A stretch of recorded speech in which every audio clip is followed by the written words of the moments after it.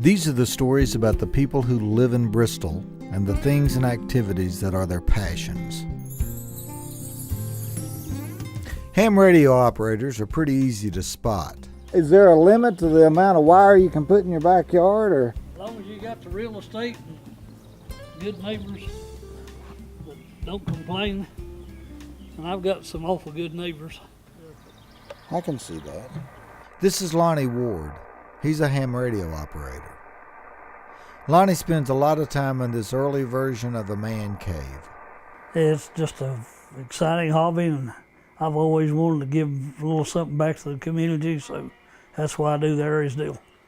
I talk to people all over the world. I work a lot of digital stuff, a lot of radio teletype, CW, which is Morse code. I do some of that.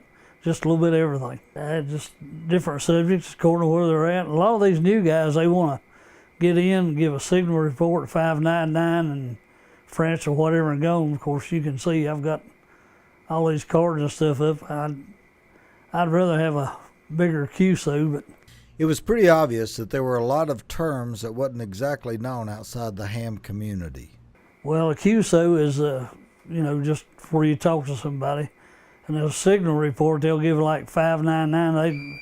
About everybody wants to give a 599 for some reason. And that's a big part of ham radio.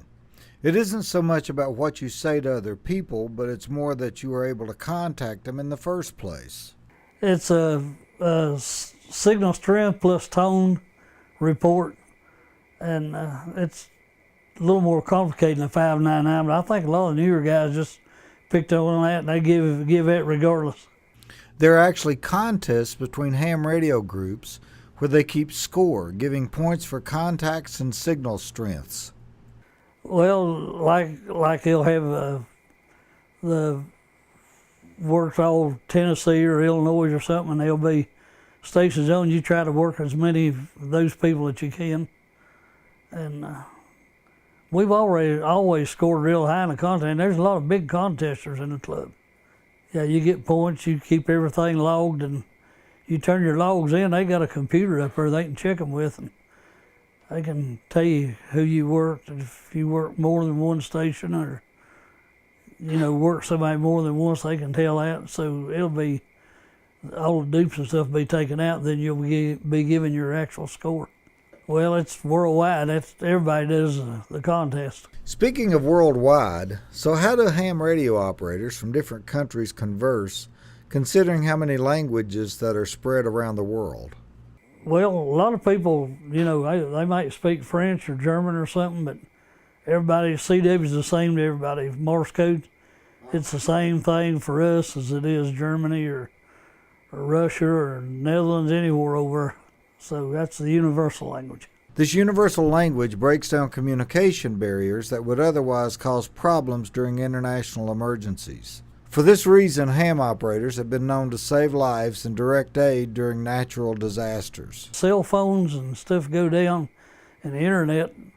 I've got 2 generators out in the shed out there. I can crank one of those generators up, and I've even got battery backup in here, so I can keep right on using my radios. And that's true with ham operators all over the world. It seems that part of a modern Radio Shack is a power backup, giving ham operators open communications when cell phones and internet service is gone. And ham operators have always loved the fact that they could talk directly to astronauts while they were in space. You remember the gal Christy McCullough that was on the space shuttle that blew up? I've got a card from her. I've talked to her. It's up there somewhere. I talked to her when the shuttle was coming over. I've talked to different missions and stuff, but I did get a card from Christy. Speaking of space, did you know that there is actually weather in space? It's not weather like we know it, but it's electromagnetic energy caused by sunspots and other stellar activities. Space weather has not been good lately. Solar explosions and stuff like that on the sun's had everything kind of disrupted for the last week or two. Yeah, they have a solar flare or electro explosion on the sun, and it has a direct effect. Sometimes I've had to go out and look, see if my tire fell or something, because it gets that quiet. And other times it goes wide open all the time. Yeah, there's a place on the internet called spaceweather.com. You can go on there and look. Anybody can go on there and look. And it explains all that stuff. It goes in detail. And to be frank, a lot of it's over my head, but I still go on there every day. And that's why I knew before you came over here that the bands are pretty crappy for today. The day that we taped this story, there wasn't a whole lot of activity on Mr. Ward's radios. That happens sometimes, but that doesn't deter his passion for this hobby. If you're interested in getting into ham radio, you will need to take a test and get a license. Then there's the equipment. Unlike CB radio, which only allows the radios to transmit 4 watts, ham can legally transmit up to 1500 watts. If you have a hobby that you're passionate about and would like to have it featured on our show, contact me at jdunham@bristoltn.org. They pretty much ain't nothing nowhere.